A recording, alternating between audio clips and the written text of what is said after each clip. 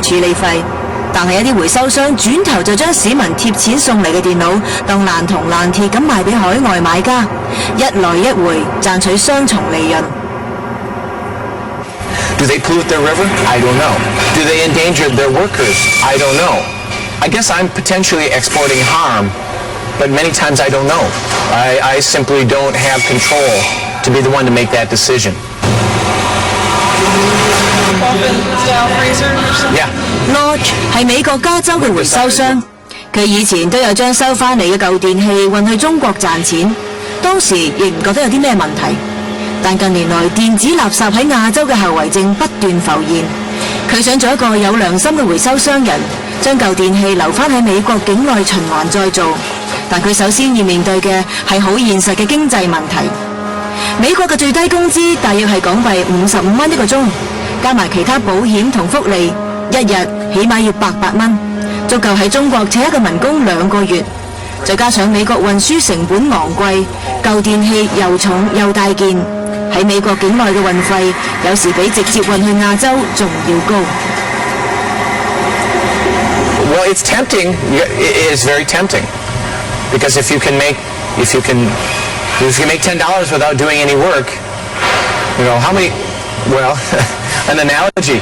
You're walking down the street and you see a $10 bill in the street. Do you lean down and pick it up? That's very easy work. And when people are given the option to do easy work, then they tend to go that direction. I don't think that's the right way to manage hazardous materials.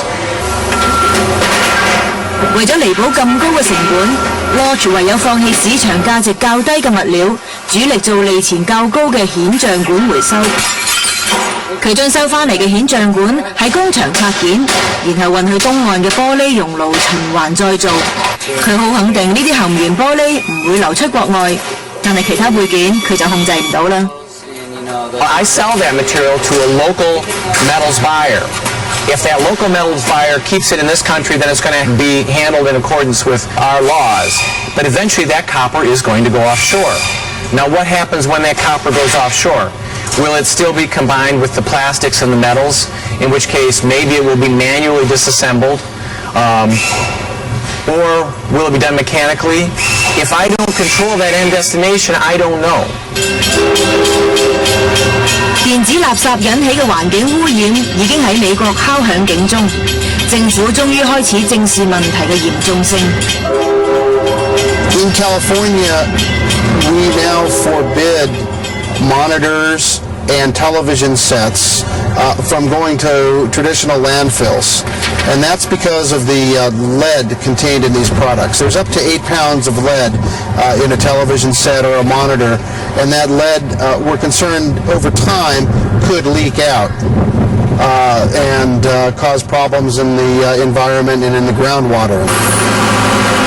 以往美國處理電子垃圾嘅方法不外乎焚燒同堆填，好多人都將舊電腦隨便咁掉喺垃圾站。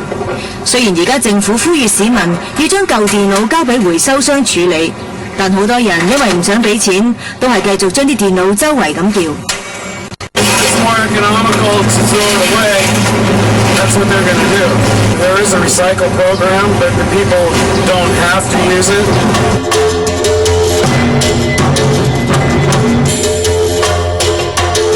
電子垃圾嘅增長速度相當快，加州政府估計境內有600萬個廢電腦收埋喺民居，呢個數字仲會以每日6000個遞增。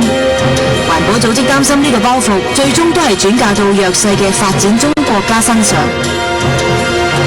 That volume that's going to be collected for recycling is only going to grow as we push the material out of the landfills and encourage more recycling. Unfortunately, recycling means, for the most part, export. And we have seen what happens when the material is exported to poorer countries where they have very little ability to manage the material in any safe way whatsoever.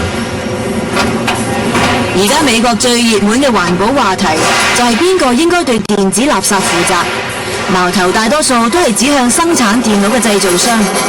大公司唔想自己嘅產品俾人話係毒害環境嘅元兇，紛紛承諾作出改善。呢間電腦公司喺加州嘅回收工場，每個月都要處理近400萬個回收電腦，收翻嚟嘅電腦有啲仲係全新未開箱嘅，唔係佢哋嘅機件有問題，只係新型號出得太快啫。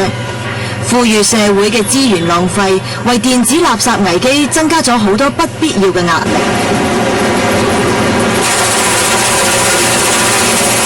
佢哋有一部全自動化機器，唔使1分鐘就可以將一部大型電腦分拆，做翻各種原材料，不經人手，又唔會污染環境。但係呢部機器值成港幣幾千萬，加埋配套嘅人力物力，呢項回收服務根本冇辦法收回成本。We have to ask ourselves, what's the alternative? The alternative is to send these products to a landfill or to have them be shipped to another country where they're not handled properly. And so it's still worth it for us to pay that additional money to make sure that the products are handled properly. 環境污染係全球嘅問題，好應該大家一齊承擔責任。唯有正視問題，先至可以揾到解決嘅方法。今年年初，我哋重訪中國桂園，發現電子垃圾貿易依然活躍，而同樣嘅情況都出現喺鄰近地區。電子垃圾貿易禁之不絕，發展中國家不斷成為富裕國家嘅垃圾場。下一集，我哋會繼續報導中國同印度被電子垃圾污染嘅情況。